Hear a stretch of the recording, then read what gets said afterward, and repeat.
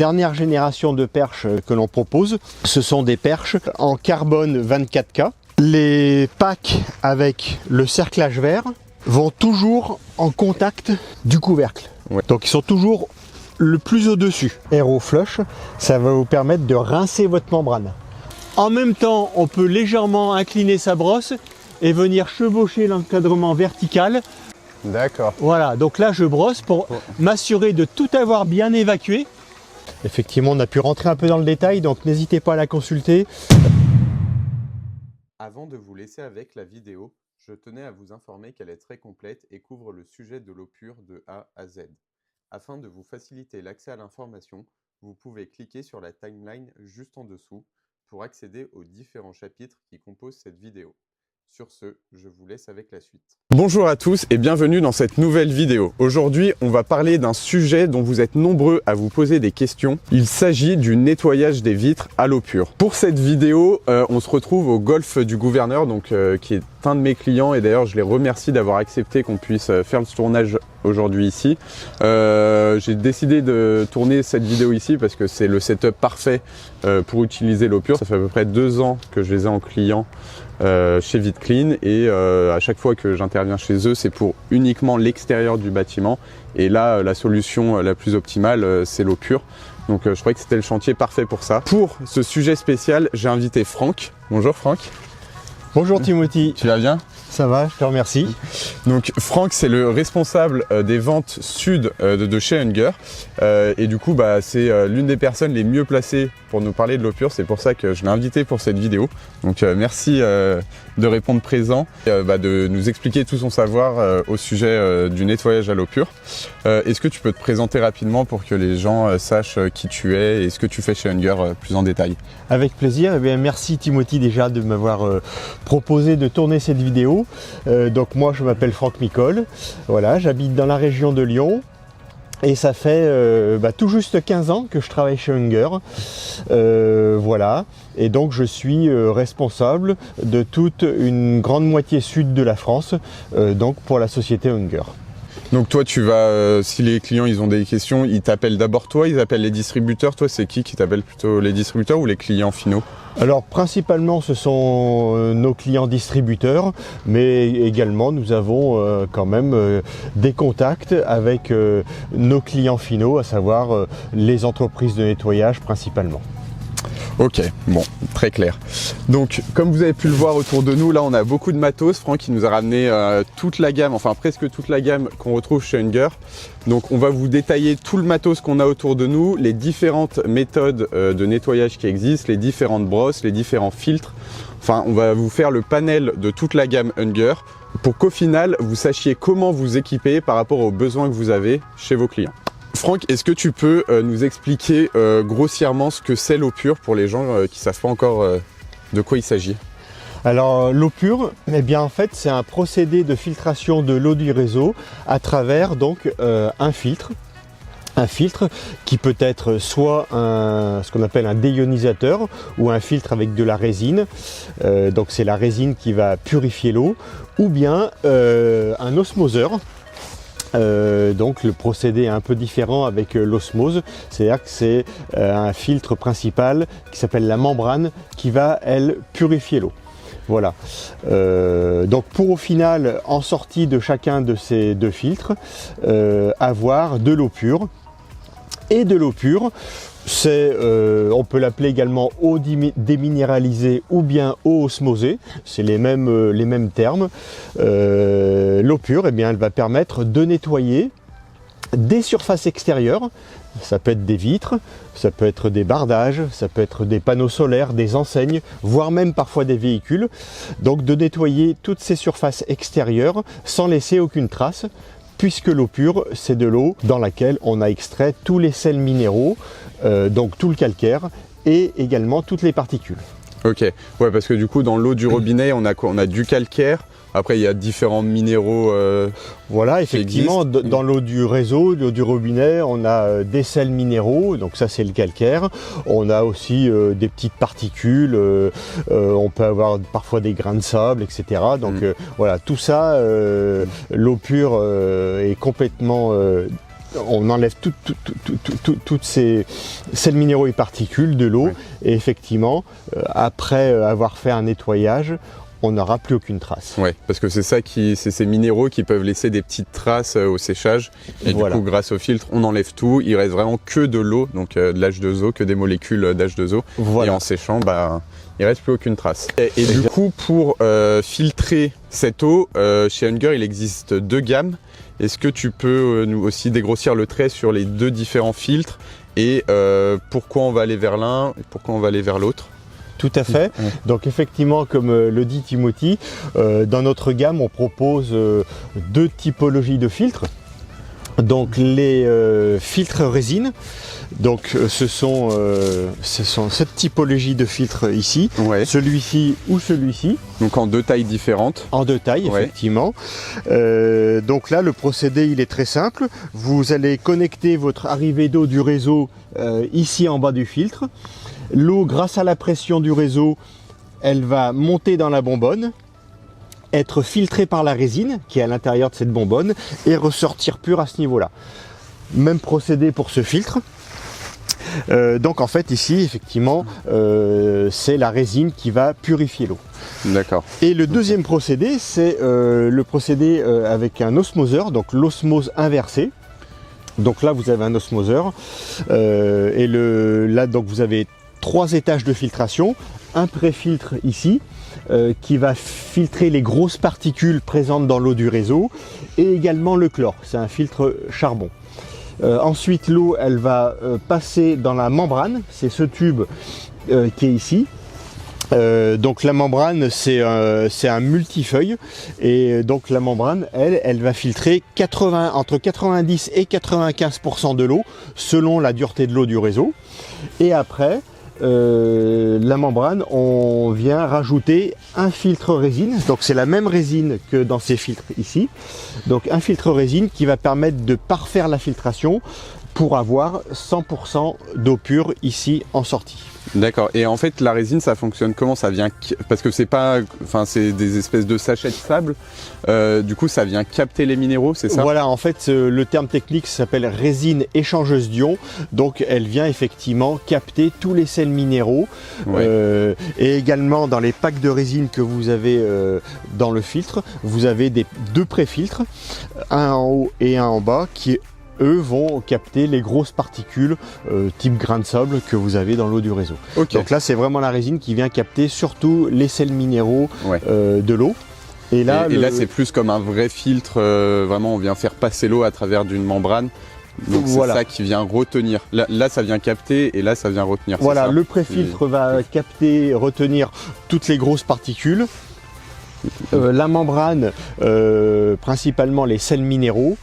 Mais comme je vous le disais tout à l'heure, les membranes, elles ne filtrent que 90 jusqu'à 95% de l'eau. Donc c'est pour ça que pour avoir 100% d'eau pure, on vient rajouter une résine donc ici en sortie. Ok. Et du coup, dans quel cas de figure on va se diriger vers une gamme ou vers l'autre? Alors c'est très simple. Les filtres résine, ils sont préconisés pour une utilisation faible à modérée, c'est-à-dire qu'on a peu de surface en métrage carré à nettoyer, voire moyennement, d'accord?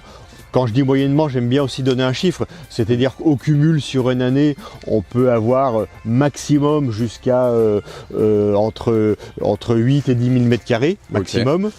Et également, les filtres résine, ils sont préconisés, et ça c'est aussi très important, lorsque l'eau du réseau, elle est peu calcaire à moyennement calcaire. Voilà.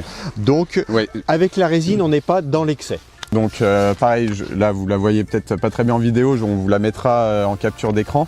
Mais du coup, ça c'est la carte de la qualité de l'eau en France. Voilà. Et du coup, à partir de quelle couleur il va falloir partir plutôt sur l'osmose par rapport à la résine? Sur l'osmose, quand on est sur les zones, les départements rouges, indiqués en rouge sur la carte, et orange. Ok. Orange, et orange forcément, ou ça peut un peu le faire, mais on va vite user les résines? Alors c'est lié, comme je l'expliquais tout à l'heure, effectivement également au volume de surface que l'on a à traiter. Voilà. C'est-à-dire que si par exemple on est sur un secteur où l'eau est très calcaire, mais que par exemple on va utiliser assez peu son filtre, je pense qu'un filtre résine suffira. Peut faire l'affaire. Voilà. Et du coup, pour un chantier là, comme on a vu, enfin comme on est là sur place, ça peut encore faire l'affaire? Ou on commence à être à la limite? Ça dépend. Si l'eau est très calcaire, non. Si effectivement sur ce chantier là vous avez une façade vitrée, il y a peut-être, je sais pas, 300 mètres carrés. S'il y en a autant derrière et à gauche comme à droite, et qu'il y a aussi d'autres bâtiments, le filtre résine ne sera pas suffisant. Ouais, on va tomber sur. Enfin, on peut le faire, mais par contre on va devoir changer les résines, ça va être assez coûteux. Voilà, effectivement, j'allais y venir. Effectivement, si vous travaillez sur les secteurs où l'eau est très calcaire et qu'il y a beaucoup de volume, vous allez solliciter beaucoup vos résines, donc il faudra les changer souvent.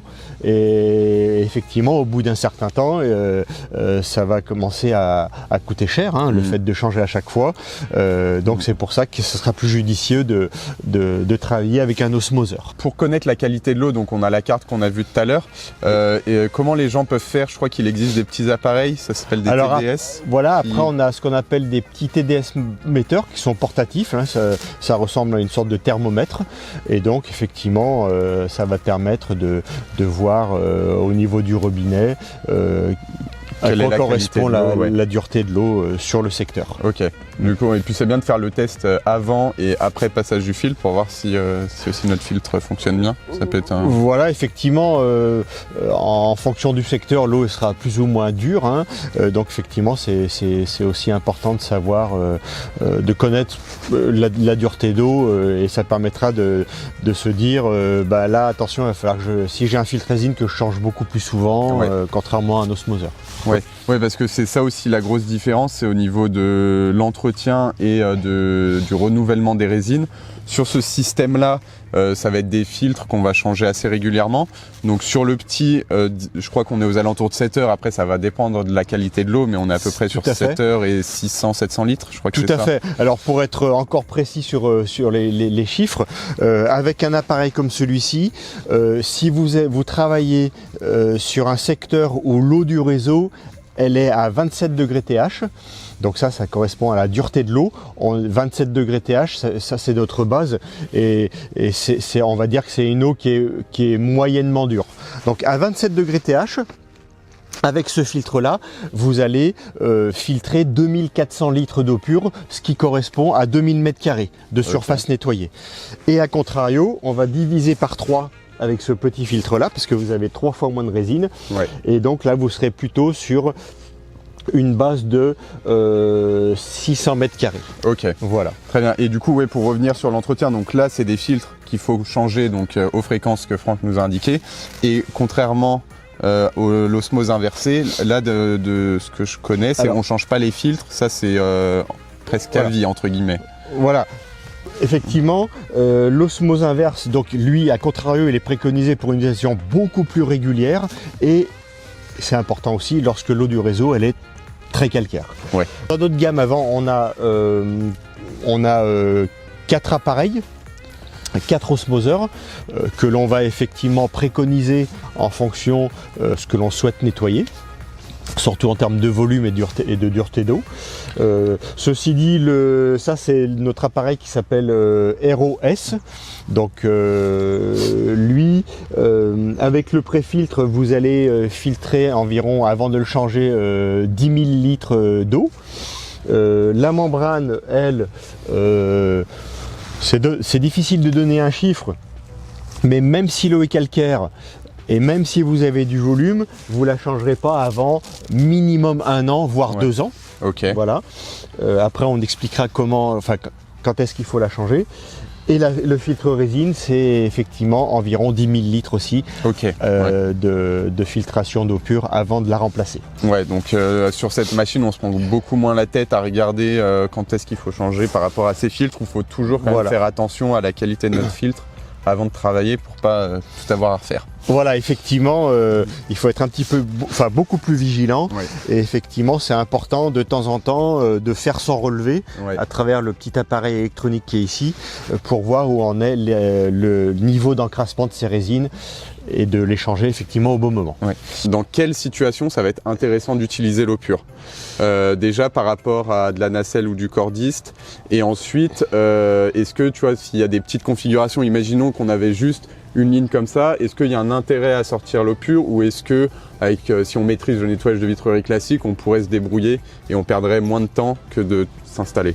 Alors c'est une très bonne question. Effectivement, l'eau pure est de plus en plus utilisée parce que ce sont des systèmes de nettoyage qui sont simples à utiliser. Alors d'une part, les principaux avantages, c'est que vous allez travailler, on le verra tout à l'heure, avec une perche. Donc ça permet déjà de travailler en toute sécurité les deux pieds au sol. Vous savez que la sécurité, c'est quand même quelque chose de très important. Avec une perche en carbone, bien souvent, donc qui est légère, donc qui permet de travailler confortablement, et qui est rigide, donc qui permet de travailler avec précision. Donc ça, c'est le premier avantage, mais surtout la sécurité. Le deuxième avantage, ça vous permet effectivement de travailler sur des vitres, sur des façades à peu près de partout. On le voit par exemple ici, vous avez des espaces verts, vous avez une terrasse, vous avez des arbres. Donc ça permet effectivement d'accéder à peu près à n'importe quel endroit. Ouais. Je pense notamment par exemple au cours intérieur du meuble. Voilà. Donc sans avoir à utiliser un élévateur, une nacelle ou un échafaudage ou une échelle, ce qui aujourd'hui normalement est interdit. Voilà. Donc ça, c'est un deuxième gros avantage. Par rapport à la nacelle, ça permet évidemment d'éviter des locations. Donc c'est plus économique. C'est beaucoup plus économique. Ça permet effectivement d'éviter de passer des cassesses. Donc ça peut être contraignant. Ça permet aussi d'éviter de gagner beaucoup de temps, puisque il faut aller chercher la nacelle. Il faut, pour ceux qui ne sont pas équipés, il faut ramener sa nacelle. Parfois les nacelles, elles se mettent légèrement en dévers, donc elles se mettent en sécurité. Donc il faut appeler le dépanneur, etc. Donc il y a quand même pas mal de contraintes. Donc ça, c'était le deuxième avantage. Le troisième gros avantage, c'est qu'effectivement vous allez travailler beaucoup plus rapidement que si vous travaillez avec votre mouilleur, votre raclette sur une nacelle. Donc voilà, les ratios, c'est à peu près le ratio minimum quand vous travaillez avec une perche à l'eau pure, c'est 70 mètres carrés à l'heure. Donc c'est plus de 3 fois plus rapide qu'avec votre raclette sur la nacelle, où là on est plutôt sur du 20 mètres carrés environ à l'heure. Ouais, si le déplacement est facile, parce que des fois il faut se faufiler sur des parkings, machin. Donc la notion de rendement est également très importante. Ok, donc c'est plus sécurisé, plus économique, et on est plus efficace. On est plus efficace. Si on peut partir sur du nettoyage eau pure, c'est quand même le nettoyage à prioriser par rapport à de la nacelle ou du cordiste, parce que vous avez gagné du temps et de l'argent. Exactement. Et puis il y a un petit côté aussi écologique où on nettoie uniquement avec de l'eau. Voilà, donc ça c'est aussi important de le préciser. Ok, donc là on a vu l'élément principal de l'eau pure, donc qui est le filtre, mais ensuite on a d'autres éléments, d'autres équipements pour effectuer le nettoyage. Donc on va voir les perches, les brosses, les adaptateurs angulaires. Donc on va regarder tout ça, et ensuite on fera l'installation complète du matériel. Donc au niveau des perches, Franck, qu'est-ce qu'on va avoir comme différentes gammes, différentes hauteurs, qu'est-ce qu'on va retrouver comme type de perche?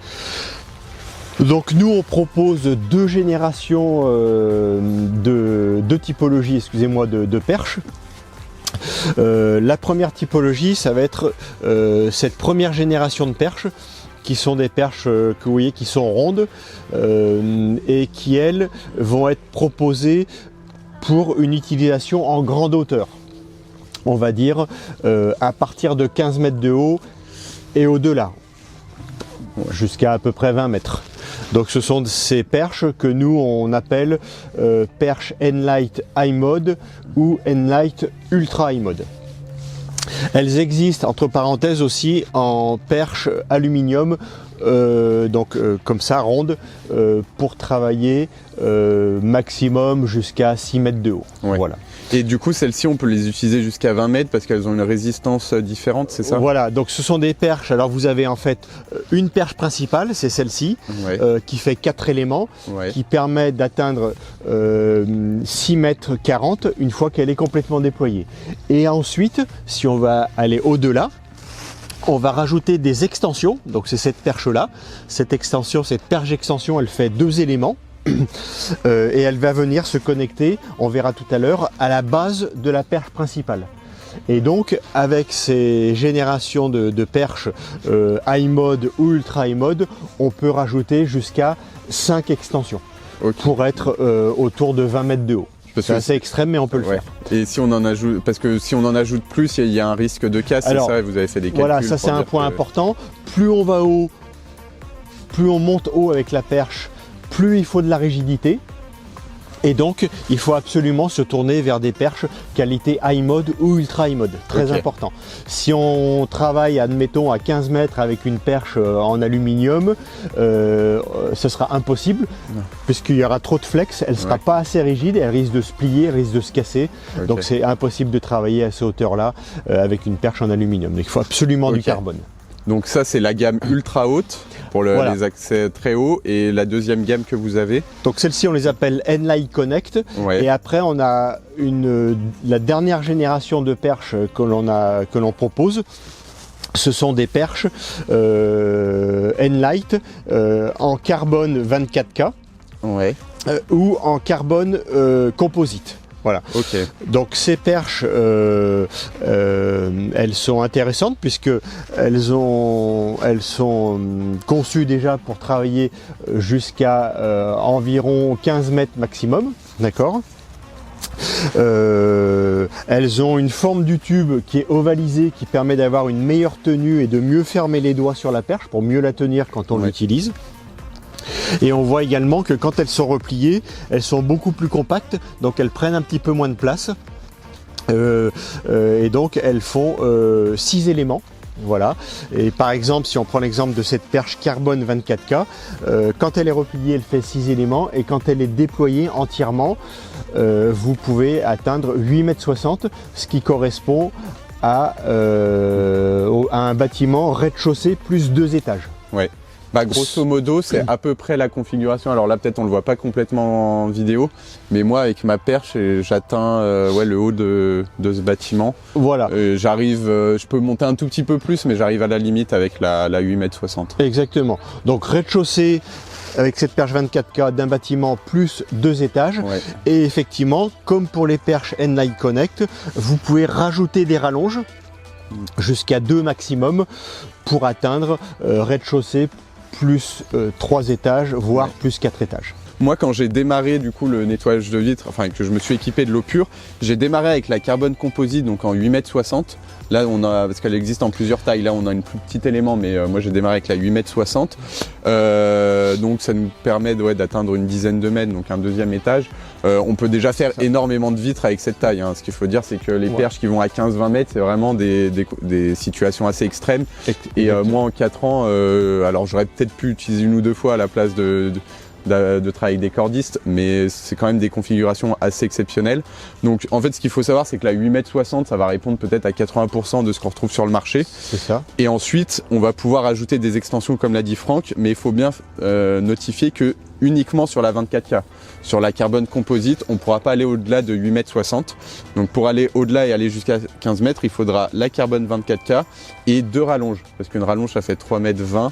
Donc avec une rallonge, on atteint 12 mètres. Avec 2, on atteint 15 mètres, grosso modo. Voilà, c'est ça. Donc voilà pour cette petite précision. Donc en fait, si vous voulez démarrer le nettoyage à l'eau pure, une 8,60 m, ça va déjà vous permettre de faire vos premiers chantiers. Et ensuite, si vous pensez faire des chantiers qui vont aller au-delà, c'est bien d'anticiper en prenant la 24K pour ensuite s'équiper avec des rallonges. Et si vous avez en tête de ne pas forcément faire des chantiers trop extrêmes et trop hauts, vous pouvez commencer avec la carbone composite en 8,60 m. Voilà, tout à fait. Effectivement, la carbone composite, pour être un petit peu plus précis dans la technologie, c'est un mélange de carbone et de fibres de verre. D'accord. Donc effectivement, elles existent en 8,60 m, 6 éléments. Elles existent ici comme celle-ci en 6 mètres, 4 éléments. Et elles existent également en petites perches comme ça, qui sont assez intéressantes, puisque elles sont ultra légères, elles font 400 grammes. 2 éléments, 90 cm. On peut également les déployer pour atteindre à peu près 3 mètres si on lève les bras, et qui vont être principalement utilisés pour travailler sur des vitres à hauteur d'homme sur un bâtiment. Okay, donc voilà, donc vous pouvez voir qu'on a toute une gamme complète de perches pour travailler sur des très grandes hauteurs, voire éventuellement également sur des vitres, sur un bâtiment, des vitres à hauteur d'homme. Ok, parce que est-ce qu'il y a aussi un intérêt à utiliser l'eau pure à hauteur d'homme? Alors moi je dirais que oui, parce que quand on a sorti tout son système, ses fils, ses tuyaux, sa perche, pour travailler en hauteur, effectivement il reste toutes les vitres qui sont à hauteur d'homme, donc on peut continuer à travailler à l'eau pure, notamment avec des petites perches comme celle-ci, voilà, et ça permettra de travailler confortablement et avec beaucoup d'efficacité. Ok, bon très clair, donc une fois qu'on a le filtre, la perche, il va nous falloir une brosse pour venir nettoyer la vitre. Donc qu'est-ce qu'il existe en différentes brosses chez Unger? Alors, les différentes gammes et pour quelle utilisation? Voilà, donc nous avons 2 grandes typologies de brosses. Des brosses qui ont, comme on le voit ici, sont plates à ce niveau-là. D'accord. Elles vont être principalement utilisées pour nettoyer des vitres. Et des brosses qui sont courbées à ce niveau-là, qui vont être principalement utilisées pour nettoyer des façades, notamment par exemple des bardages. D'accord. Parce que celle-ci, pourquoi elle n'irait pas pour des bardages? Parce qu'en fait, quand vous nettoyez par exemple un bardage qui est avec des ondes qui sont horizontales, la courbure de la brosse fait que vous allez passer plus facilement le creux de l'onde, et donc ça permettra d'avoir un meilleur résultat au niveau du nettoyage. D'accord, ça va plus en profondeur. Et il n'y a pas, parce que là les poils ils sont plus durs que sur ceux-là, est-ce qu'il y a des cas où il y a un risque d'abîmer les matériaux, bardage, plexiglas, sur lesquels il ne faudrait pas utiliser ce type de brosse? Alors effectivement, on propose des brosses avec des poils fleurés ou non fleurés, ou bien émoussés, c'est même chose, qui effectivement, ces poils fleurés ou émoussés sont beaucoup plus doux, et donc vont permettre quand même d'avoir une meilleure performance de nettoyage d'une part, et d'autre part d'éviter de rayer des surfaces sensibles, comme par exemple du plexiglas, etc. Voilà. Ok, mais ça pour le bardage, ça peut quand même le faire, ou il y a un risque d'abîmer la matière? Alors, cette brosse qui est droite pour le bardage, ça va être un peu plus compliqué, je pense. Ceci dit, ça c'est une brosse qui est en soie naturelle sur les poils périphériques et poils nylon plus courts au centre. Et donc c'est une excellente brosse. Donc nous on l'appelle brosse hybride, qui est une excellente brosse pour nettoyer la vitrerie. Elle est ultra polyvalente et elle va permettre à la fois de nettoyer des vitres un petit peu plus poussiéreuses, un petit peu plus encrassées en pollution, ou des vitres qui nécessitent uniquement de l'entretien. Celle-ci c'est les fleurées, et elles existent en non fleurées, donc la différence, tu me corrigeras, mais la non fleurée, elle va être un peu plus abrasif, mais moins glissante. Et la fleurée un peu moins abrasif, mais par contre, on va avoir une meilleure glisse. Voilà, exactement. Juste une petite précision supplémentaire sur ces brosses. On voit que sur la brosse courbée, on a également rajouté ici sur le dessous des poils qui effectivement vont permettre, sans changer l'angle de la brosse, de venir nettoyer des tablettes. Voilà, comme ceci.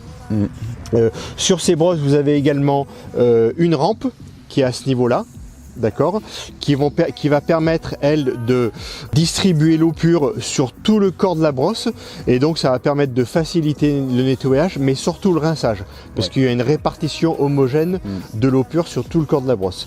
Et vous avez également sur ces brosses, celle-ci par exemple, comme celle-ci, d'ailleurs c'est pareil, au centre, ici, des petites buses qui vont permettre, si vous le souhaitez, de concentrer l'eau pure vraiment sur la brosse pour éviter que l'eau elle aille mouiller des surfaces un peu plus poussiéreuses et éviter effectivement d'avoir de la poussière qui va se mélanger avec l'eau et couler sur une vitre. C'est ça. Voilà. Ouais, surtout oui, quand on fait le rinçage, alors ça dépend si on le verra après pendant la démo, si en fonction de comment on nettoie les encadrements en amont.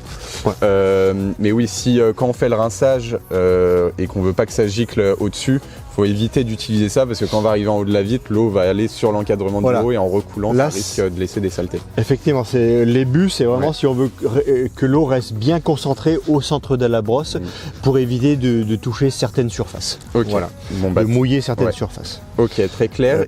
Et juste pour terminer, sur ces brosses, vous pouvez les mettre en position fixe, comme celle-ci, ou éventuellement vous avez la technique que chez Unger on appelle swivel lock, qui permettent effectivement de venir donner une orientation précise, de venir débrayer la brosse quand elle est fixée sur la perche. Ça devient pivotant, quoi. Voilà, on le verra tout à l'heure. Ouais, ok. Alors on a des brosses qui sont alors en 28 cm, donc un petit peu plus petites. L'avantage c'est qu'elles seront un peu plus légères.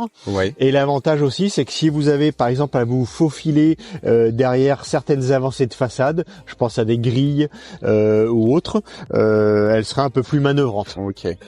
Voilà, donc elles existent comme tout à l'heure, en version courbée ou en version droite. Donc on a soit 28 cm, soit 41 cm. Voilà, exactement. Et du coup, toi, tu recommandes, bon alors là tu nous en as dit, mais tu recommandes quoi par exemple pour ce bâtiment? Si on prend cet exemple, tu vas nous recommander quoi d'utiliser? Principalement une brosse comme celle-ci, qui font 41 cm et qui vous permettront de mieux travailler en tout cas plus rapidement surtout.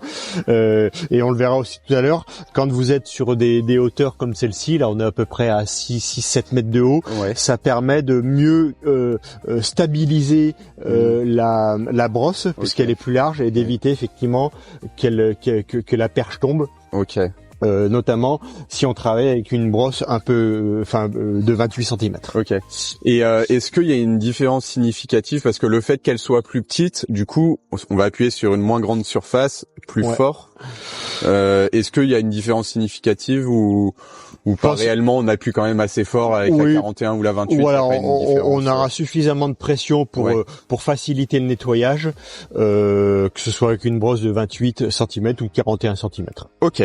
Et est-ce que tu veux nous teaser un petit produit qui est en développement actuellement? Alors effectivement, c'est un petit peu c'est un sujet qui est d'actualité chez nous en ce moment chez Unger, et parce qu'on est en train de développer une brosse qui est conçue spécialement pour le nettoyage uniquement des bardages. Voilà, donc c'est une brosse qui sera également courbée avec des poils un petit peu plus longs en périphérie et un peu plus courts au centre pour améliorer le pouvoir nettoyant, toujours avec cette fameuse technique swivel lock, et toujours avec la rampe ici sur le dessus ou les buses au centre des poils. Voilà, cette brosse, elle va être mise sur le marché, je pense milieu d'année prochaine, 2026.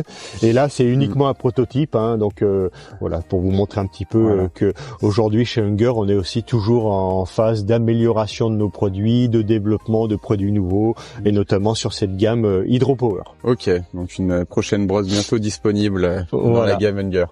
Merci Franck de nous avoir présenté cette innovation future. Et il y a un dernier outil aussi, c'est le pad, le Power Pad. Tout à fait. Donc le Power Pad, c'est ce produit. C'est un article qui vient compléter notre gamme de brosses. Et donc l'idée, ça va être de nettoyer des vitres à hauteur d'homme uniquement. On monte pas au-delà, on reste sur des vitres à hauteur d'homme avec une microfibre. Voilà. L'intérêt de la microfibre, c'est qu'elle a un excellent pouvoir nettoyant, notamment pour enlever le biofilm qui s'est formé sur la vitre. Ce Power Pad, vous avez sur le dessus ici une rampe qui permet effectivement de répartir l'eau sur tout le corps du Power Pad. D'accord, on verra tout à l'heure comment ça fonctionne. Vous pouvez travailler donc en mode fixe comme ça, ou en appuyant sur le bouton jaune ici en mode débrayé. D'accord. Vous pouvez éventuellement donner un angle précis en bloquant donc la poignée sur un angle défini. Et donc là on vient effectivement connecter sa durite directement en sortie de son filtre. Ok. Sur le flexible qu'on verra juste après. Exactement. Okay. Et juste, pourquoi on ne peut pas l'utiliser? Pourquoi c'est déconseillé à la perche? Alors on le verra tout à l'heure parce que effectivement les poils d'une brosse ils vont permettre de venir brosser les encadrements en passant facilement sur l'encadrement. Alors que là, effectivement, si vous avez un encadrement, vous ne pourrez pas le nettoyer parce que la brosse va venir se bloquer sur la partie basse et donc on ne pourra pas brosser, lessiver correctement son encadrement. Je vois, très clair. Mais ça pourrait s'utiliser, par exemple si on fait un pré-lavage avec la brosse et finition avec le pad, ça pourrait s'entendre à la perche. Effectivement. En fait, c'est surtout un problème avec le power pad de pouvoir brosser correctement l'encadrement qui bien souvent, lorsqu'il est vertical, va accumuler de la poussière, de la pollution et donc avec le power pad, vous ne pourrez pas le faire. Ok. Pour connecter la brosse à la perche, il va nous falloir un élément. L'adaptateur angulaire. C'est un adaptateur angulaire, donc effectivement il va venir se connecter entre la brosse et la perche. Alors nous proposons dans notre gamme 3 tailles d'adaptateurs angulaires. Lui c'est le plus petit qui va principalement être utilisé avec le power pad. Vous avez également la taille intermédiaire, donc c'est celui-ci qui fait à peu près 40 cm de profondeur, sur lequel vous allez pouvoir donner un angle précis à votre brosse, à ce niveau-là ou à ce niveau-là, ici. On verra tout à l'heure aussi. L'intérêt surtout de celui-là, c'est si on a un rebord important en bas de la vitre, en hauteur pour pouvoir nettoyer jusqu'en bas. Effectivement, si vous avez des déports de façade importants, ça, grâce à cet adaptateur angulaire qui est très polyvalent, ça va permettre effectivement d'aller chercher la vitre directement en passant outre le déport de façade. Donc vous avez cet adaptateur. Au passage, on peut également rajouter un petit accessoire qui est celui-ci. Donc il vient s'insérer de cette façon-là et ça va vous permettre, on le verra encore tout à l'heure, de venir enlever une petite salissure un peu plus tenace. Ça peut être de la colle, ça peut être un petit peu de calcaire, etc. Tout ce qui ne va pas partir avec la brosse, ça c'est un pad, donc ceux qui sont déjà allés sur le site, vous les connaissez bien, les pads blancs. Donc c'est un pad qui est plus abrasif encore que les brosses, donc ça va être vraiment pour les détails qui partent plus. Et surtout qui ne raye pas les vitres. Et qui raye pas les vitres, c'est important. Voilà. Donc ça c'est l'adaptateur angulaire intermédiaire et vous avez cet adaptateur là qui est un grand adaptateur. Donc c'est un cumul du petit, de l'intermédiaire et donc là c'est le plus grand. Et qui va être utilisé lorsque vous avez des grands déports de façade, des avancées comme ça, des avancées de toiture pour se protéger par exemple des intempéries.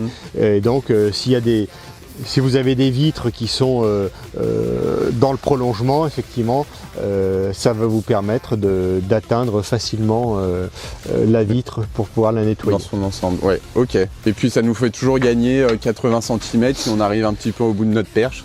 On gagne un petit peu en hauteur. Exactement, tout à fait. Ça peut nous dépanner. Et juste une dernière petite précision, on peut également, au bout de ces adaptateurs angulaires, à la place de la brosse qui vient se fixer ici, venir fixer d'autres petits adaptateurs comme celui-ci, je montre, voilà, pour venir et éventuellement mettre une raclette, un mouilleur. Mettre les outils traditionnels un outil traditionnel. Exactement.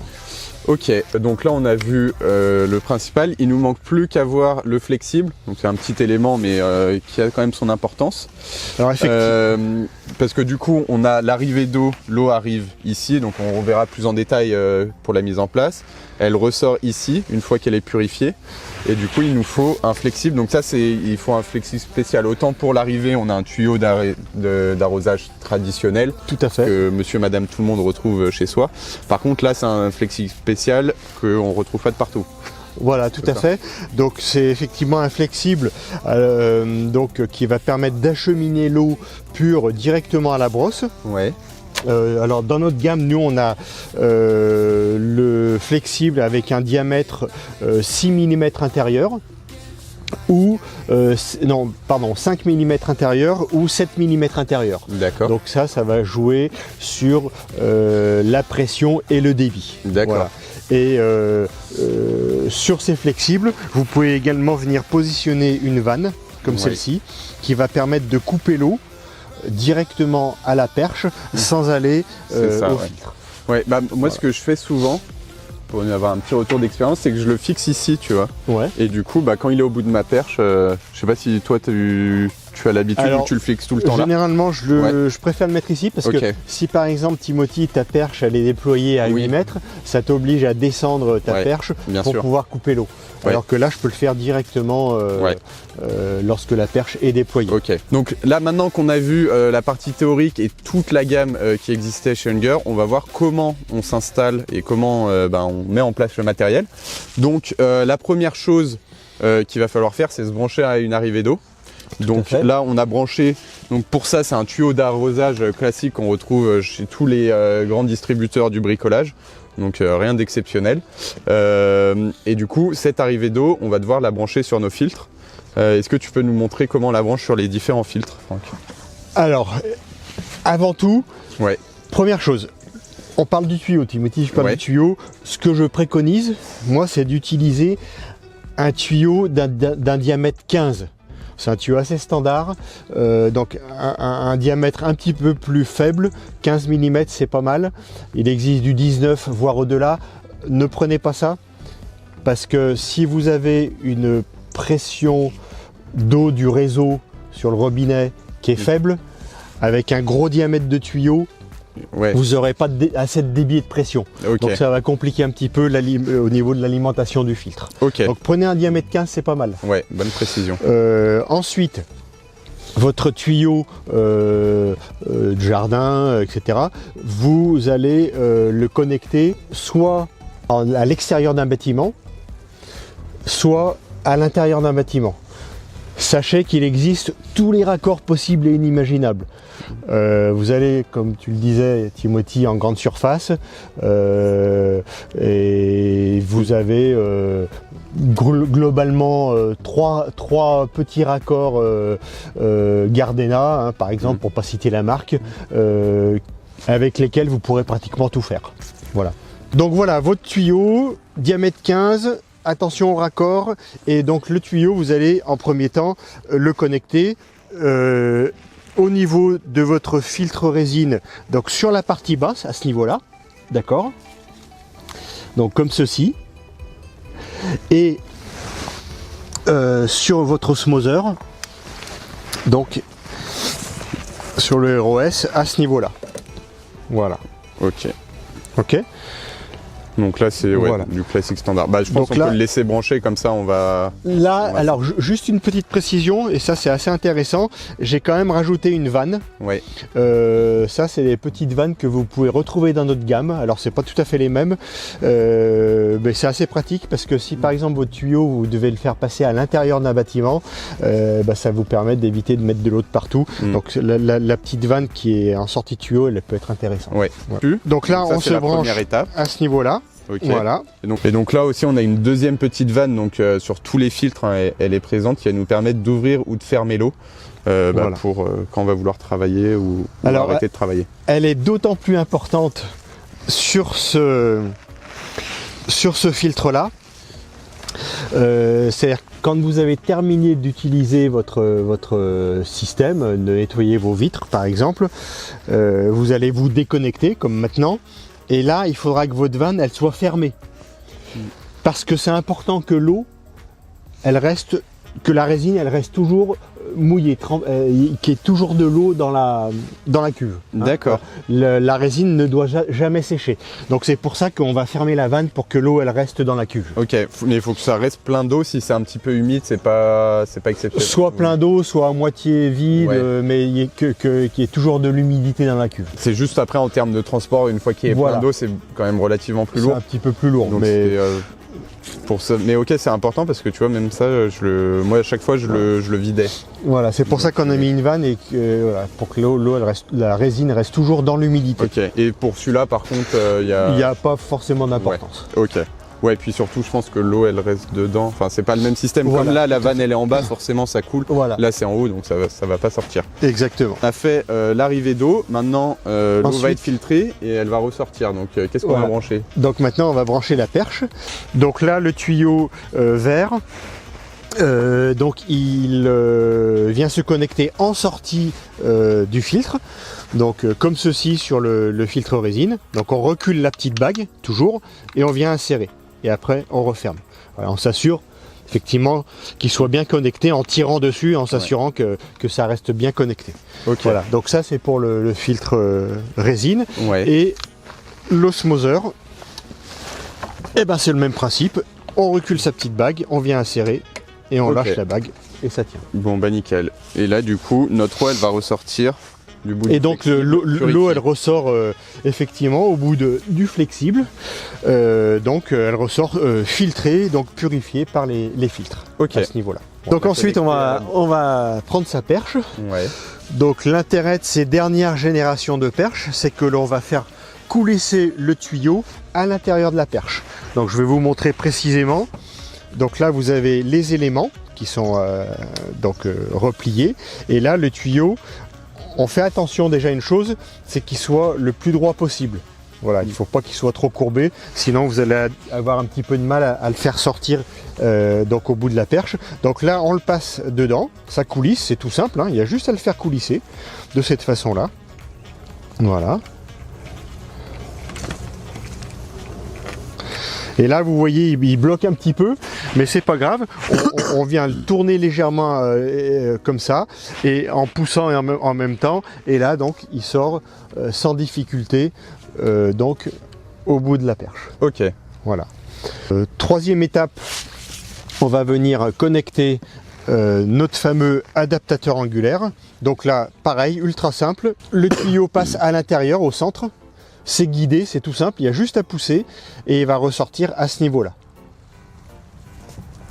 Ok. Donc là, on vient insérer, on pousse, c'est guidé et ça ressort naturellement donc à ce niveau. Ici, on vient ouvrir l'élément le plus fin et on va insérer l'adaptateur à l'intérieur de la perche. Alors attention, vous voyez que sur le dessus, il est plus étroit que sur la partie basse, ouais, là où c'est arrondi. Donc il faut faire attention de l'insérer dans le bon sens, c'est-à-dire là où c'est le plus large au plus large. Voilà, exactement. Donc on vient l'insérer en ouvrant l'élément de cette façon-là. Ok. C'est tout simple. Ensuite, le tuyau, donc on vient l'insérer dans le raccord rapide. Alors, chose importante, vous avez sur ces raccords rapides une petite pastille bleue. Pour insérer le tuyau, il suffit simplement d'appuyer fermement et de venir l'insérer à fond. Donc là, on voit que si je tire, je ne pourrai jamais le sortir. Ok. Si vous voulez le sortir, il va falloir appuyer sur la petite pastille bleue, donc l'amener vers l'arrière de cette façon-là, pour pouvoir en même temps que vous l'amenez vers l'arrière, retirer le tuyau. Une fois qu'on a inséré le tuyau, on va venir donc insérer la fameuse brosse. Vous avez deux durites, cette durite qui alimente les buses, ici au centre, et cette durite qui alimente la rampe. Donc la durite du centre, elle passe pareil à l'intérieur, comme ceci, de l'adaptateur. Voilà, et elle vient sortir naturellement, comme ça, sur le côté. Et après, donc, on va venir appuyer sur les deux petits boutons jaunes, voilà, pour venir donc insérer sa brosse. Je le montrais tout à l'heure, le système Swivel Lock, on peut travailler en mode débrayé, comme ceci, hein, ou bien en revenant, en mettant la bague sur l'avant, en mode fixe. Si vous travaillez en mode débrayé comme ça et que vous êtes en appui sur votre façade, il faut faire attention parce que la perche peut basculer comme ça à droite ou à gauche et tomber. Donc quand on est en hauteur, surtout sur des hauteurs relativement importantes, moi je préconise quand même toujours de travailler en mode fixe de cette façon-là. Pas laisser la brosse, enfin la perche dépliée. Si, voilà. Au-delà de 6 mètres de haut, R plus premier étage. Au-delà, on travaille en mode fixe. Ok. Ensuite, on va choisir soit les buses avec cette durite, soit la rampe, soit l'un, soit l'autre, mais pas les deux en même temps. Parce que si on connecte les deux en même temps, on va manquer de pression et de débit au niveau des sorties de la brosse. Donc c'est pas ce qu'il faut faire, il faut choisir l'un ou l'autre. Généralement on utilise la rampe. Donc là, même principe que ici, on vient insérer dans le raccord rapide sa petite durite. Ok. Voilà. Très clair. Et donc là, on est prêt pour travailler, on n'a plus qu'à ouvrir l'eau. Alors là, on est prêt à travailler. Le filtre résine, on branche son tuyau d'eau du réseau ici, on branche son tuyau vert ici en sortie et on a l'eau pure qui sort au niveau de la brosse. Et du coup, ça marche uniquement avec la pression de l'eau. Il n'y a pas de... Très bonne remarque, effectivement. Pour avoir suffisamment de débit et de pression à la brosse, il faut que l'eau du réseau soit environ à 3 bars, entre 3 et 4 bars. C'est l'idéal. Pas plus et surtout pas moins. Si vous êtes sur un réseau où vous avez uniquement 2 bars, vous aurez beaucoup moins d'eau qui va sortir à la brosse et ça va compliquer le nettoyage. Ce ne sera pas impossible, mais ça va le compliquer. Ça va être beaucoup plus long, quoi. Moi, je dis toujours un exemple. C'est par exemple quand on se douche, on est plein de savon, plein de shampoing. Si on veut se rincer avec un tout petit filet d'eau, on pourra le faire, mais ça va prendre du temps, ça va être compliqué. Alors que si on a une douche qui coule bien et tout, ça va permettre de se rincer beaucoup plus facilement. C'est un peu le même principe au niveau de la brosse. Au niveau de la température d'eau, il faut de l'eau froide, de l'eau chaude, de l'eau du robinet. Toujours avec de l'eau froide. Ok. Toujours avec de l'eau froide. Parce que c'est quoi, il y a un risque d'abîmer les résines, ça filtre moins Surtout bien. Pour les membranes. Surtout pour les membranes. Surtout pour les membranes de l'osmose. Mais en tout cas, voilà, on se pose pas de questions, c'est toujours avec de l'eau froide. Et du coup, dernier élément, c'est deux choses que j'ai en tête. Ça va être le petit indicateur et cette petite. Alors là, il y a deux choses qui sont importantes à préciser. Donc on imagine que tout est branché, que vous travaillez. Au bout d'un moment, il va falloir que vous vérifiez le niveau d'encrassement de votre résine. Donc ça, vous allez le faire soit 5 ou 10 minutes après avoir commencé à travailler, ou à la fin de votre chantier.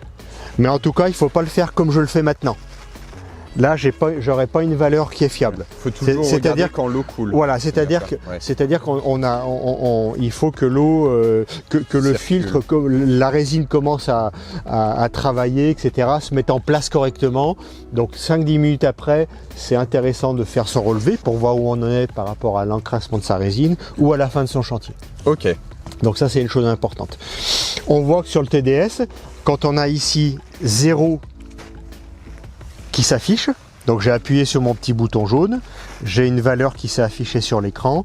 0, ça s'exprime en ppm, particules par million, ça veut dire. 0, ça veut dire que j'ai 100% d'eau pure qui sort de mon filtre. Ok. Et comme c'est précisé sur le TDS, ici, metteur, quand vous êtes supérieur à ce niveau-là, à 10 ppm, donc s'il s'affiche 10, 11, 12, 13 et voire beaucoup plus, il faut changer votre résine. Ok.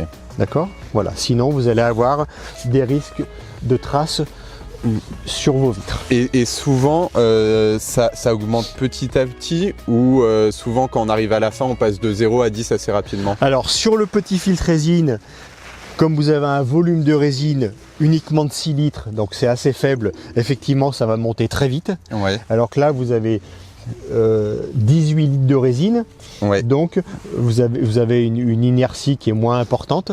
Les ppm vont monter moins rapidement. Ok. Très bien. Et peut-être on peut en même temps qu'on est dessus montrer alors l'utilité de ça, plus comment on va changer un filtre. Effectivement. Donc je peux éventuellement vous le montrer sur le petit filtre résine. Oui, parce que c'est les mêmes systèmes. Voilà, c'est exactement les mêmes couvercles. Hein. Ouais. Donc là, on se dit, tiens, j'ai 10 ppm, enfin 10, 12, 15, 20 ppm qui s'affichent, il faut changer ma résine. Donc pour changer votre résine, c'est vraiment très simple. Vous avez juste à appuyer ici sur la petite poignée jaune et à déverrouiller votre couvercle. Voilà. Et après, vous avez donc à retirer votre pack de résine et à le remplacer par un pack neuf. Tout simplement. Voilà. Donc, ce qui est important, résine, sur votre pack de résine, vous avez ici des petits ergots de couleur verte. Ces ergots, il faut qu'ils viennent à ce niveau-là en butée sur le petit retour qui est à l'intérieur de la cuve. Voilà, on le voit bien ici. Donc il faut que le pack de résine vienne juste en butée. Ok. Voilà. Il faut surtout pas l'appuyer plus au fond, l'enfoncer davantage, surtout pas l'enfoncer davantage, et faire en sorte qu'il soit bien embuté, mais Ok. pas à ce niveau-là. Ouais. Ok. Voilà. Ok. Si vous l'enfoncez trop, ça va créer une fuite à ce niveau-là.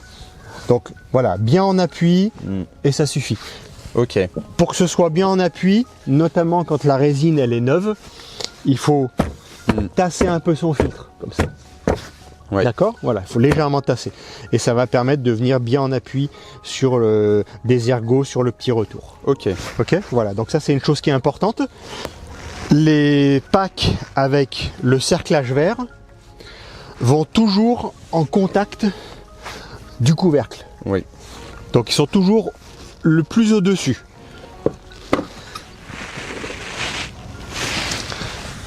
En dessous, vous avez deux packs comme ça, mais avec un cerclage rouge. Ouais. Eux, ils vont en bas. C'est rouge en haut et en bas, parce que là on voit Voilà. rouge en bas et vert en haut, et les autres c'est rouge en haut en bas. Et on s'aperçoit notamment que sur les cerclages rouges, vous n'avez pas les petits ergots verts. Ouais. Ok. Donc eux, ils vont en bas. D'accord. Voilà.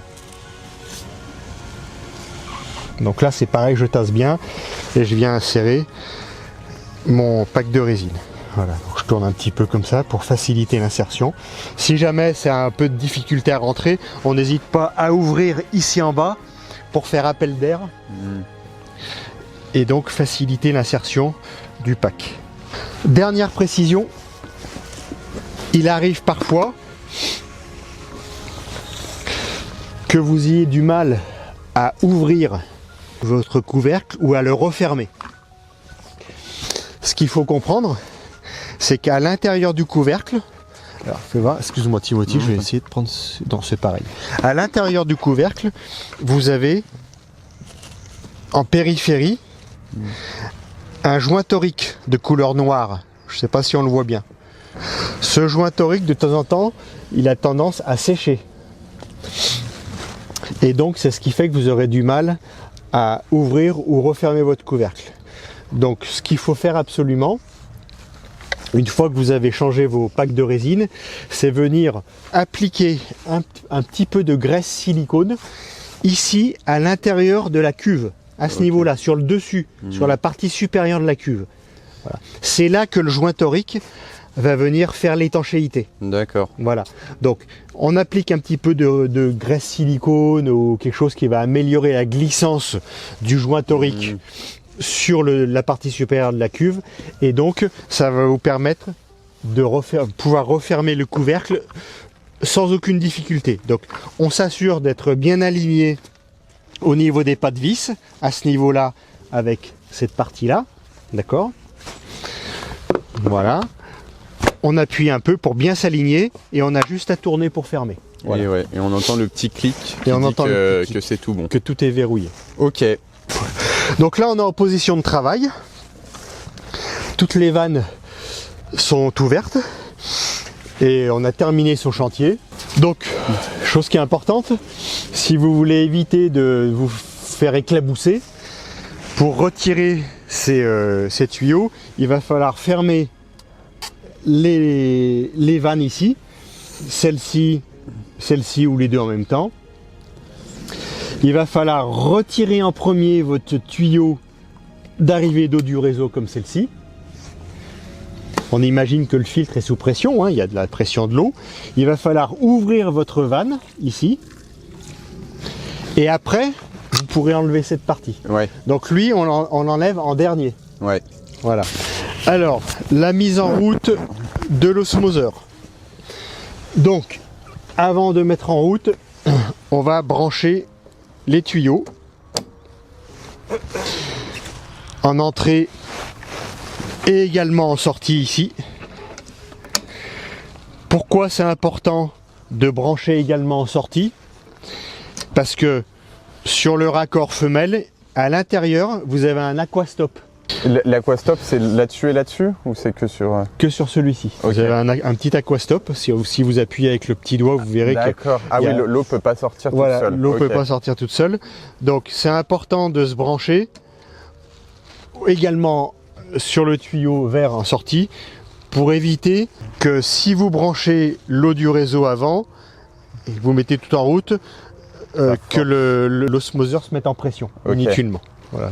Parce qu'effectivement l'aquastop évitera que l'eau elle sorte. Donc voilà, on branche les deux tuyaux. Une fois qu'on a branché son tuyau, on vient aussi brancher son arrivée électrique. Donc ça c'est une différence par rapport aux autres filtres, c'est que là il faut qu'on ait une arrivée électrique sur celui-ci. Voilà, effectivement. Tous les osmoseurs du marché, quels qu'ils soient, ont une alimentation électrique. On va alimenter un surpresseur. D'accord. Pourquoi on met un surpresseur sur un osmoseur? Parce que tout simplement, la membrane qui est ici, c'est une vraie barrière à la pression. C'est un multifeuille, c'est une vraie barrière à la pression. Donc on rajoute, grâce au surpresseur, de la pression en entrée de la membrane pour garantir du débit et de la pression ici en sortie d'appareil. D'accord, ok. Voilà, donc le surpresseur il est nécessaire. Petite particularité également sur les osmoseurs, quels qu'ils soient, c'est que ici, à ce niveau-là, voilà, ici à ce niveau-là, on le verra tout à l'heure, vous avez un rejet. Donc un tuyau qui va rejeter de l'eau. L'eau qui sort ici, c'est le concentré. En fait, c'est tout ce que les membranes n'ont pas filtré. D'accord. Voilà. Quand on parle d'osmose inverse, c'est-à-dire que la membrane, elle va filtrer environ 60% de l'eau qu'elle va passer en eau pure et rejeter uniquement 40%. Ça, c'est le système de l'osmose inverse. D'où ce rejet qui est ici. Et si par exemple, vous avez une eau du réseau qui est à 25 degrés TH ici en entrée d'appareil, à ce niveau-là, vous allez sortir avec une eau beaucoup plus calcaire qui sera autour de 35 degrés TH. Ok. Voilà, facilement. D'accord. D'accord. Donc ça, c'est impératif. Veillez toujours à ce que l'eau elle sorte. C'est pas une fuite, c'est impératif que l'eau elle sorte toujours à ce niveau-là. Parce que ça, c'est pas. En fait, c'est à la fin, il y a tous les minéraux vont dans une catégorie d'eau. Enfin, si on fait le circuit, ça passe. À quel moment on a la séparation entre l'eau pure et le concentré, et le rejet, en sortie de la membrane. D'accord. Et il y a quoi? Il y a quelque chose Ouais, il y a des bypass. C'est un petit peu technique, mais effectivement, la membrane, au centre de la membrane, vous avez le concentré qui va ressortir à ce niveau. D'accord, ok. Voilà. Si jamais, parce que alors ça peut représenter tous les filtres, si quelqu'un veut s'équiper et être mobile et pas être dépendant d'un point d'eau et avoir une cuve, il va falloir qu'il rajoute une petite pompe. Alors effectivement, si par exemple vous avez un véhicule que vous souhaitez équiper avec une réserve d'eau, par exemple de 1 mètre cube, alors attention, tout ça c'est normé, on ne met pas n'importe quelle quantité d'eau dans un véhicule, il faut faire très attention à ça. Mais effectivement, votre cuve qui sera pleine d'eau du réseau, on va dire, il faudra l'équiper, cette cuve, d'une pompe type Gardena qui permettra de garantir de la pression en entrée de votre osmoseur. Ok. Voilà. Donc pour être bien clair, je t'ai posé la question tout à l'heure, mais ça fait pas système de pompe. Faut bien le rajouter en plus. Voilà, il faut que en entrée ici, comme l'eau du réseau, vous ayez de la pression pour que votre appareil puisse fonctionner correctement. Ok. Sur cet appareil, vous avez 3 fonctions. On le verra tout à l'heure d'ailleurs au niveau de l'eau qui sort à la brosse. Vous avez une fonction boost. D'accord. Là, vous allez, sur cette fonction, faire un pré-lavage de vos surfaces uniquement avec de l'eau du réseau. Vous aurez beaucoup plus de débit et de pression à la brosse. Ça va permettre de faire un pré-lavage. Ensuite, vous pouvez basculer sur la fonction pure. Donc là, vous travaillez avec de l'eau pure. Vous passez par les 3 filtres, pré-filtre, membrane et résine. donc avec de l'eau pure pour nettoyer vos vitres sans laisser de traces. Et une fois que vous avez terminé votre chantier, vous passez sur, toujours en étant sur pur, vous passez sur flush. Flush, RO Flush, ça va vous permettre de rincer votre membrane. Donc d'enlever toutes les grosses particules et sels minéraux qui se sont accumulés. Donc l'idée c'est de la rincer pour la préserver. D'accord, ok. Voilà, donc ça c'est le garantir nettoyage. garantir une meilleure longévité encore. Et ça c'est à la fin de chaque intervention ou... Ouais, à la fin de chaque intervention. Donc on est sur le mode eau pure, on est sur le mode work, travail, Oui. et on passe du mode work au mode Aero Flush pendant sur un cycle, on va dire de 1 à 2 minutes D'accord. pour bien rincer sa membrane. D'accord. Et après, on n'oublie pas de repasser en mode work. Ok. Là, c'est un petit manomètre qui va vous indiquer la pression d'entrée de l'eau du réseau. D'accord. Chose qui est très importante, l'échelle noire, qui s'exprime en bar, ne dépassait jamais 6 bars. Ok. Pourquoi?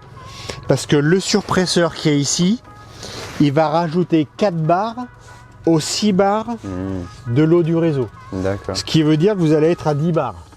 Et au-delà de 10 bars, vous allez mettre en danger le fonctionnement de votre appareil. Après, on est sur du Karcher. Donc idéalement, entre 4 et 6 bars. Ok. Voilà, maximum. Alors avant de se brancher ici, avant de se brancher sur le tuyau du réseau, on voit tout de suite à l'eau du robinet si on a beaucoup de pression Oui. Ouais. ou moyennement de pression. Donc on va pouvoir réguler la d'accord. pression de sortie à ce niveau-là ou éventuellement à ce niveau-là. D'accord.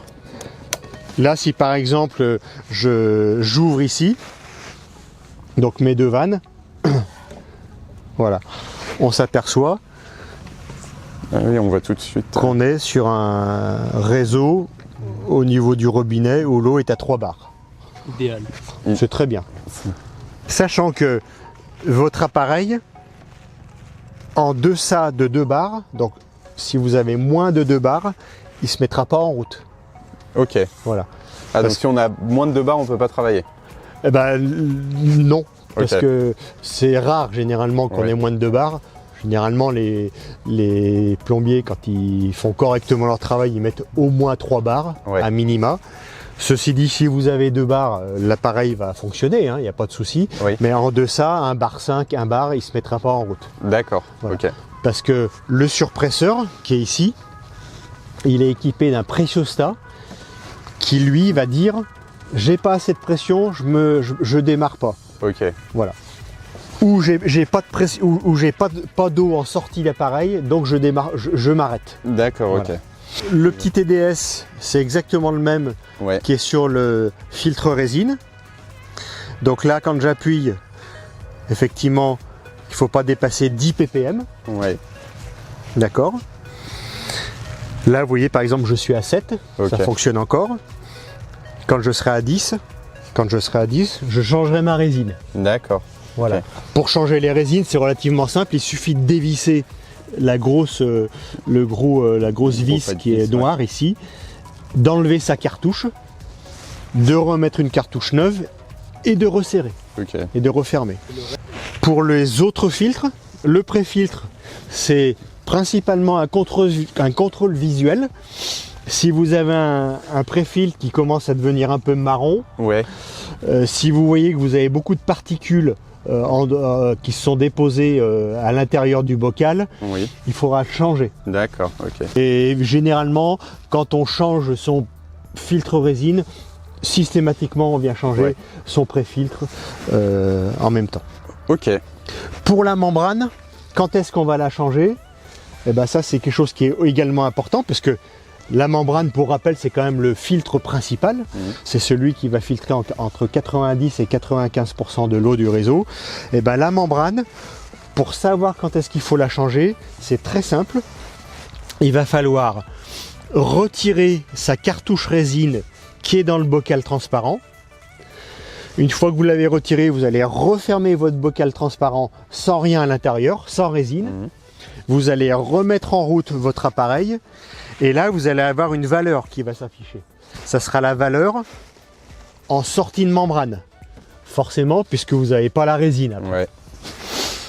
Et là, il ne faut pas excéder 50 ppm. D'accord. 50 ppm. Voilà. Ok. La résine, 10 ppm comme c'est indiqué ici. La membrane, après avoir retiré sa cartouche résine, 50 ppm. Pour changer la membrane, vous irez voir sur le site de Timothy, le site VidClean. Il vous proposera une vidéo Unger qui explique comment on fait pour changer la membrane. C'est vraiment très très simple. Dernière petite Il y a précision. toujours une dernière petite précision Ouais. avec Franck. C'est que ici, là, vous avez un petit compteur. Un petit compteur d'eau. Ok. Tout à l'heure, je vous disais, pour changer le pré-filtre et pour changer la résine, Ouais. généralement, ça se fait au bout de 10 000 litres. D'accord. Donc là, vous voyez que je suis à 9875 litres. Ça fait 9 mètres cubes. Donc, il va falloir que je pense à changer au moins déjà mon pré-filtre et également ma résine, parce qu'on a vu que sur le TDF, Ouais. je suis à 7. Et là, il n'y a pas besoin de regarder quand c'est en travail. Là, parce que là, du coup, l'eau, elle sort pas. Là, on n'est pas en mode travail. Là, la valeur, elle est quand même fiable. On n'est pas obligé de faire Non, elle n'est pas très fiable. Ouais, vaut mieux faire Voilà. tourner l'eau. Voilà, toujours. Ok. Toujours avoir travaillé un petit peu au Ouais. préalable Et avant de faire son relevé. Et Sur le filtre résine, celui-ci, ouais. ou bien sur l'osmoseur, ils sont montés sur des chariots en inox. Donc c'est fiable, mais surtout, ça vous permet d'amarrer facilement les filtres dans un véhicule. Voilà, pour éviter qu'ils chutent et qu'ils s'abîment. Donc là, vous avez des petites anses d'amarrage avec des sangles. Ouais. Ça peut être attaché ici, éventuellement à 2 points à ce niveau-là, un deuxième point à ce niveau-là, ou éventuellement sur les tubes du châssis à ce niveau-là. Pour bien qu'il soit accroché. Donc ça, pour le transport, pour éviter effectivement de le casser. Chose importante aussi, ce qu'il faut savoir, c'est que l'appareil, comme il y a une arrivée électrique, il est protégé, il est IP54.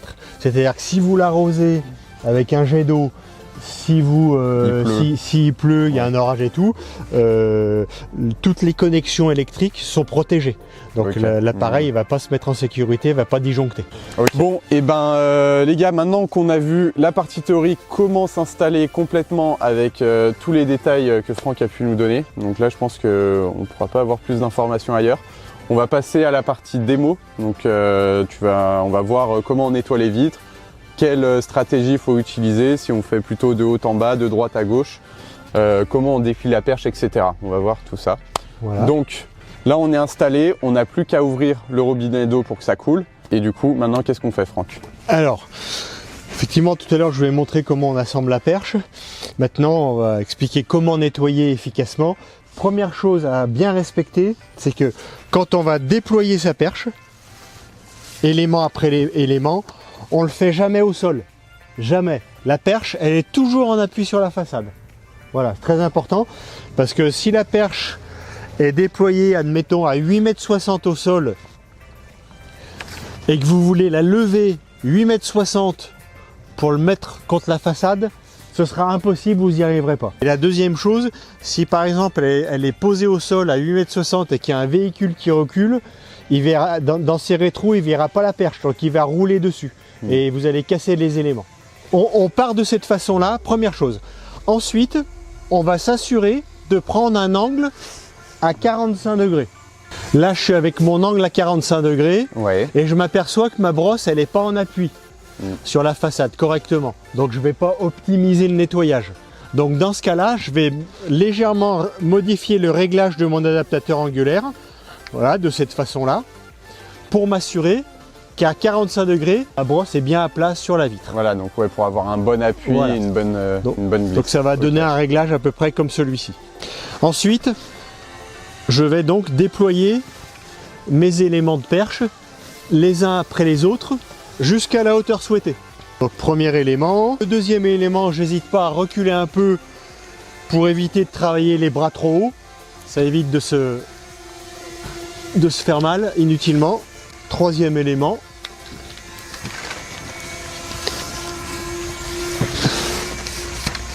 Quatrième élément.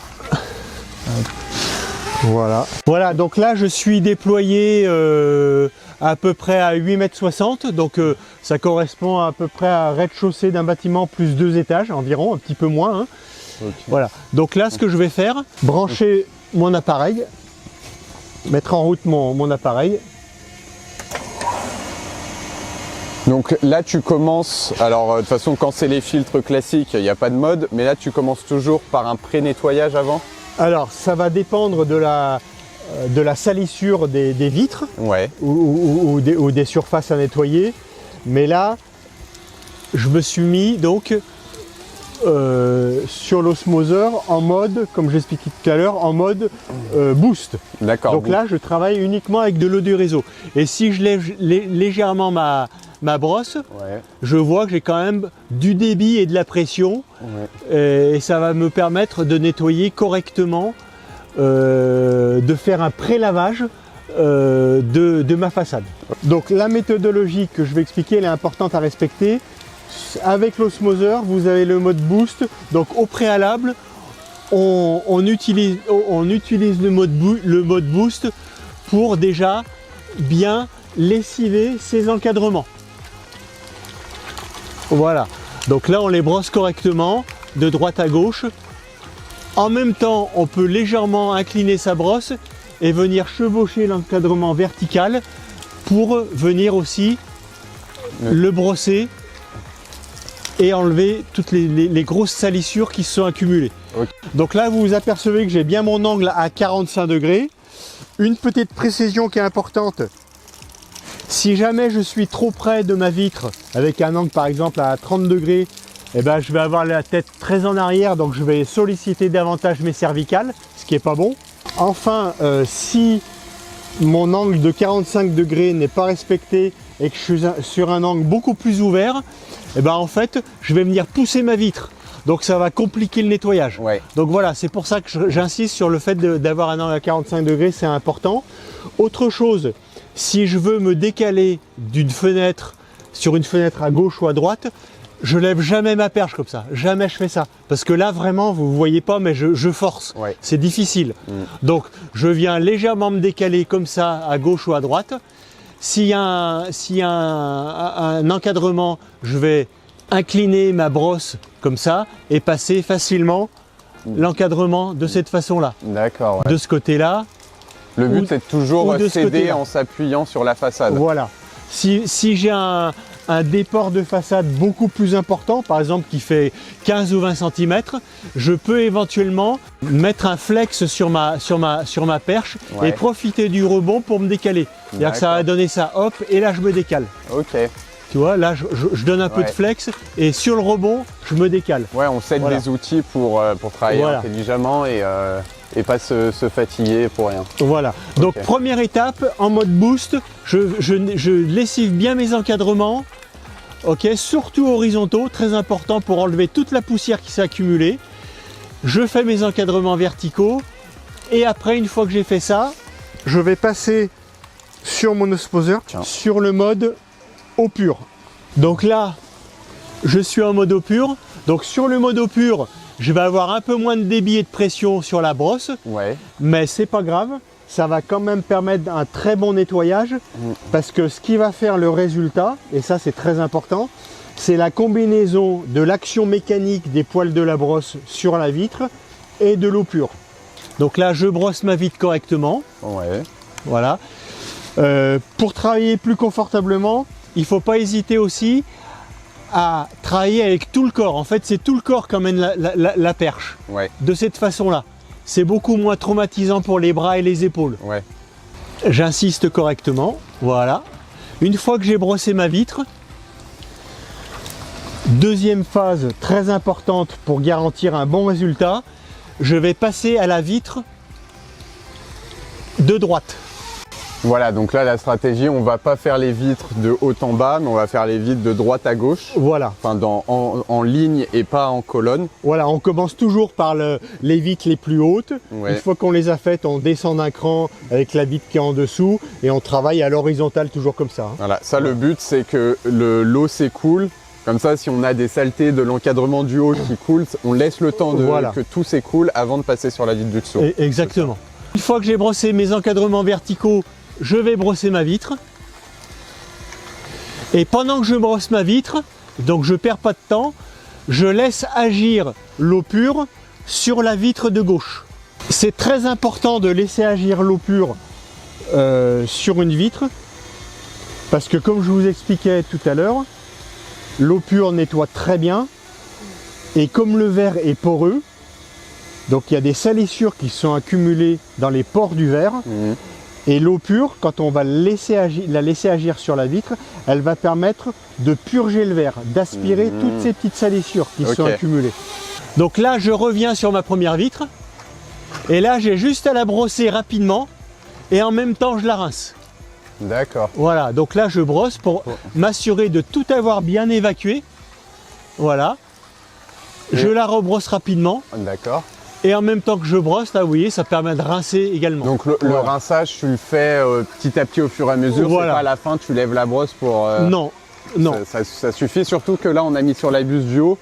Donc voilà. En fait, on a le poil qui passe et ensuite le rinçage de l'eau. Voilà, on a mis on s'est branché sur la diorite de la rampe. Ouais. Donc ça permet d'avoir un rinçage homogène sur tout le corps de la brosse. Okay. Là, pour le rinçage, du coup, comme on a dit, on a mis sur la rampe du haut. Est-ce que ça irait aussi si on est dans les buses du milieu pour rincer sans lever? Oui, ça fonctionnera également. Ouais. Si je regarde le dessus de l'encadrement horizontal, on voit que c'est vraiment sale. Il y a beaucoup de, il y a de la mousse, il y a de la poussière. Donc, même méthodologie, l'encadrement ici, toute cette zone-là,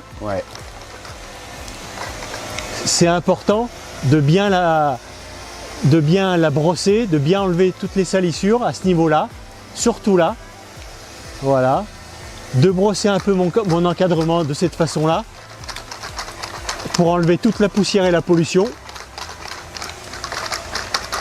Voilà, pas hésiter à le faire, à insister un petit peu, et après je peux attaquer, je peux commencer à brosser ma vitre correctement, etc. Ouais, bien pensé. Souvent, la partie basse, c'est souvent la partie la plus sale de la vitre, sans même parler de l'encadrement, mais c'est là où on a le plus de dépôts de calcaire, de saleté, donc c'est important d'insister sur la partie basse. Petite précision concernant la rallonge. Donc, comment ça marche? On vient l'insérer de cette façon-là. Ah, mais ok, j'ai compris.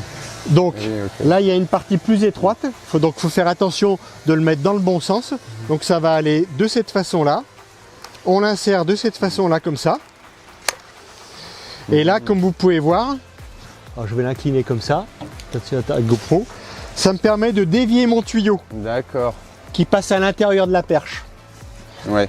Et donc, ça va me permettre de venir mettre la rallonge. De venir insérer mon extension.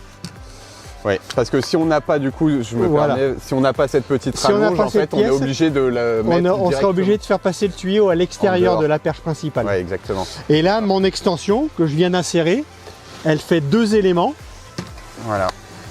Et du coup... Et donc, ma perche principale qui est ici et mon extension qui est ici, ça me permet de travailler à 10 mètres, à 12 mètres, pardon, à 12 mètres. Donc, ça correspond au rez-de-chaussée plus 3 étages d'un bâtiment. Bon les gars, vous avez dû voir là, pendant qu'on était en train de faire la démo, on avait tout le temps la nuque en flexion parce qu'on est obligé de regarder en haut pour maîtriser notre travail. Moi ce que j'utilise, c'est des lunettes d'escalade. Donc ça me permet de voir en haut mais en gardant la tête droite. Donc je mets comme des lunettes classiques. Et en fait là il y a un système de prisme de verre et ça me permet de voir le ciel. Donc en fait en regardant tout droit, là je vois la brosse. Ok, donc là Franck, on a vu la partie haute et pour la partie basse, donc on peut toujours utiliser la même perche qu'on a utilisée, hein, ça fonctionne aussi très bien. Oui. Mais on peut aussi optimiser notre travail. Voilà, donc, effectivement avec nos perches Enlight Carbone Composite. Je vous en parlais tout à l'heure, mais cette petite perche est très pratique, ultra légère, 400 grammes, donc elle permet de travailler vraiment très confortablement, très manœuvrante, télescopique, 2 éléments, pour travailler sur des hauteurs à peu près jusqu'à 3 mètres, donc c'est intéressant. Le même principe que pour la perche Carbone 24K, on passe le tuyau à l'intérieur, de cette façon là, c'est tout simple, c'est guidé. Voilà, il ressort. On va prendre notre petit adaptateur angulaire.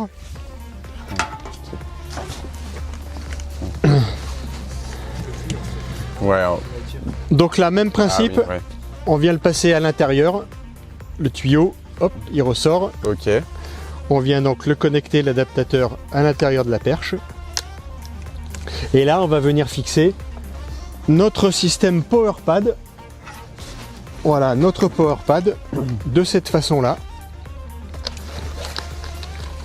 Voilà, tout simplement, on appuie, on insère, ça marche, ça se clip et on insère donc le tuyau sur la poignée PowerPad. C'est le même principe. Voilà, exactement le même principe avec les raccords rapides. Vous avez vu qu'ici, j'ai inversé mon angle. Ouais. J'ai mis un angle négatif. Là, on est sur un angle normal. Donc là, je l'ai inversé de cette façon-là. Voilà. Pourquoi? Parce que ça va me permettre de nettoyer mes vitres basses sans avoir à me baisser. Voilà, avec la position du PowerPad idéale, position idéale sur la vitre. D'accord. Donc là, même principe, je prends mon angle à 45, j'étends un petit peu en fonction de la hauteur de la vitre, et là, comme je l'expliquais tout à l'heure, avec la brosse, on aurait pu nettoyer ces encadrements, mais là, comme on est vraiment en contact sur la vitre, ça va bloquer. Ouais. Donc c'est pour ça qu'on se limite avec le PowerPad aux vitres à hauteur d'homme. Excellent outil qui vont permettre vraiment d'avoir un très bon résultat. Donc même principe, je brosse bien, voilà, je laisse agir. Pendant que je laisse agir, je passe à la vitre de gauche, de droite ou éventuellement, dans le cadre de cette démo, à la vitre basse. Éventuellement, je peux réduire un petit peu ma perche. Voilà, et avec l'angle inversé, vous voyez que, on peut arriver facilement je peux travailler jusqu'en bas sans avoir à me baisser, en travaillant vraiment confortablement avec une perche très légère. Et c'est vrai que souvent en fin de journée, en fin de chantier, on est un petit peu fatigué. Et donc le fait de travailler avec des outils légers, ça va permettre de finir correctement son chantier sans contrainte. Ouais. Et est-ce que le fait en hiver, comme ça met plus de temps à sécher, c'est embêtant ou ça ne changera rien par rapport à la saison de... Non, non, c'est pas gênant du tout. Il faut juste faire aussi attention à quelque chose.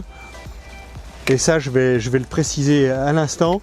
C'est que généralement, ces systèmes, ils sont principalement utilisés printemps, été, automne. Oui. Plus le soleil donne sur les vitres, plus il fait chaud, meilleur sera le résultat. Ok. Voilà. Donc n'ayez pas peur, c'est vrai que souvent avec la mouillure et la raclette on se dit les vitres sont très chaudes, c'est compliqué, le produit va sécher rapidement, je ne vais pas avoir le temps de racler. Ben là c'est totalement l'inverse. Plus il fait chaud, plus le soleil donne sur les vitres et mieux c'est. D'accord. Voilà. Plus ça sèche vite, mieux c'est, mais c'est pas dérangeant si ça met du temps à sécher en hiver. Exactement.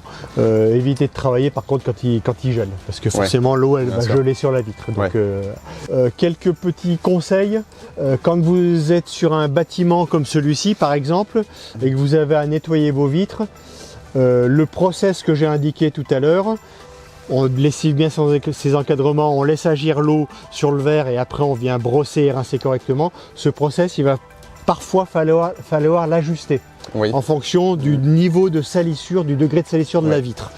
Donc c'est pour ça que je conseille éventuellement, avant de commencer le chantier, consacrez-vous à une seule vitre, par exemple au premier étage, brossez-la correctement en respectant le process que j'ai indiqué, et laissez-la sécher. Et en fonction du résultat que vous allez observer, vous allez affiner votre process. Il faudra peut-être que j'insiste, que je laisse agir un peu plus, que je brosse davantage, que je rince davantage. Voilà, donc vous allez affiner en fonction du résultat que vous aurez observé. L'eau pure, c'est sûr à 100% qu'elle laisse zéro trace. Donc, faut-il avoir respecté le bon process? Donc les encadrements horizontaux en premier. Parfois, il arrive que les vitres aient été nettoyées avec des produits type Pec Citron, pour pas citer la marque. Mais bon, il faut savoir que ces produits vaisselle, ils sont très performants, ils sont peu coûteux. Par contre, ils encrassent énormément les ports du verre. Donc c'est pour ça que parfois il y a des petits impacts qui restent sur la vitre. Et ça, effectivement, il faut absolument qu'ils n'apparaissent plus. Hein. Ouais. Donc, pour éviter qu'ils apparaissent, il faut bien laisser agir l'eau pour que l'eau elle puisse bien purger le verre de toutes ces salissures. Donc, il ne faut pas hésiter dans le process à laisser agir l'eau correctement un peu plus et après à venir bien rincer. Ok, juste pour revenir, alors c'est un peu hors sujet, mais entre les produits Unger pour le nettoyage de vitres et le liquide vaisselle, là tu dis le liquide vaisselle ça encrasse les pores, les produits Unger ils ont quoi de différent par rapport à du liquide vaisselle? C'est vraiment un produit vitre conçu uniquement pour nettoyer les vitres, donc qui vont très bien nettoyer, bien enlever les salissures et également laisser une bonne brillance à la vitre, sur la vitre après avoir raclé avec sa raclette. Ok. Voilà. Et en plus, ils ont un pH qui est un petit peu acide, 5,1. Donc tous les petits résidus de sels minéraux, vous les enlèverez plus facilement. Ok. Bon, ok les gars, on arrive sur la fin de cette vidéo. Donc déjà, merci à Franck pour toutes les informations que tu nous as données, toute la démo et le matériel que tu nous as apporté pour nous montrer comment fonctionne l'eau pure dans sa globalité, comment on s'équipe, comment on installe, comment on nettoie. Donc là, je pense qu'avec cette vidéo, on ne peut pas se louper, on ne peut que faire du bon boulot. Pour toutes les personnes qui souhaitent s'équiper du matériel eau pure, vous pouvez vous rendre directement sur mon site VitCleanShop, donc vous retrouvez tout le matériel là que vous avez pu voir en vidéo. Je vous ai d'ailleurs fait pour les personnes qui débutent et qui veulent se lancer dans l'eau pure, un pack complet eau pure avec le petit filtre. Donc c'est vraiment un pack qui va vous permettre de faire vos premiers chantiers, de prendre la main. C'est un pack qui est clé en main, vous avez déjà tous les outils, la perche, la brosse, adaptateur angulaire, flexible, filtre. Vous avez juste à commander le pack et vous êtes sûr de tout avoir pour démarrer votre nettoyage à l'eau pure. Et sinon, si pour les personnes qui ont des questions ou qui veulent aller plus loin dans leur équipement eau pure, vous pouvez réserver un créneau sur mon site internet en visio de 15 minutes, donc avec moi. Et comme ça, on échange sur vos besoins et sur l'équipement qu'il vous faudrait. On fait ensemble votre pack personnalisé pour que vous puissiez vous équiper comme des pros. Dernière petite chose, pour les personnes qui, en plus de la vidéo, malgré toutes les informations qu'on a délivrées, souhaiteraient avoir une démo en physique, c'est possible. Donc Franck ou tes collègues dans la France se déplacent pour faire des démos eau pure avant que vous puissiez passer commande. Donc pareil, vous pouvez me contacter via le formulaire de contact qui est sur le site et puis je vous renverrai directement vers Franck ou tes homologues dans toute la France pour une démo. Si vous avez aussi la moindre question, n'hésitez pas à la poser en commentaire, je répondrai à tout. Si je bloque, j'irai vers Franck pour affiner ma réponse. Et puis voilà, Franck, est-ce que tu as un petit mot de la fin ou quelque chose à préciser? Alors oui, je voulais déjà te remercier Timothy de m'avoir proposé de réaliser cette vidéo. Donc je trouve que c'est une super idée. Effectivement, on a pu rentrer un peu dans le détail, donc n'hésitez pas à la consulter, allez rentrer dans le détail si vous avez des questions, des choses que vous n'avez pas trop compris. Allez voir la vidéo, on a vraiment donné toutes les explications, il faudra en tout cas essayer. N'hésitez pas à vous équiper des systèmes eau pure. Franchement, c'est des systèmes qui se développent de plus en plus, qui sont faciles d'utilisation, qui, si vous respectez le process, permettent d'avoir un excellent résultat, permettent de travailler rapidement. Donc n'hésitez pas. Et nous, effectivement, on se rend disponible, l'équipe Unger, Timothy, on se rend disponible pour faire des démonstrations sur vos chantiers, le chantier de votre choix. Comme ça vous permettra également de vous rendre compte précisément du résultat sur le chantier. Et donc moi, Franck Micol sur la partie sud de la France, Olivier Musard sur la partie centre de la France et région parisienne et est aussi de la France, et David Joigny donc qui fait toute la grande façade ouest de la France. Donc n'hésitez pas à nous contacter, on aura toujours beaucoup de plaisir à vous recevoir sur vos chantiers pour vous proposer du matériel professionnel adapté à ce que vous souhaitez nettoyer. Voilà, merci encore. Bon top, merci beaucoup Franck. Merci Timothy. Et puis on se dit à bientôt. Au plaisir, à bientôt. Allez, merci. À bientôt. Au revoir.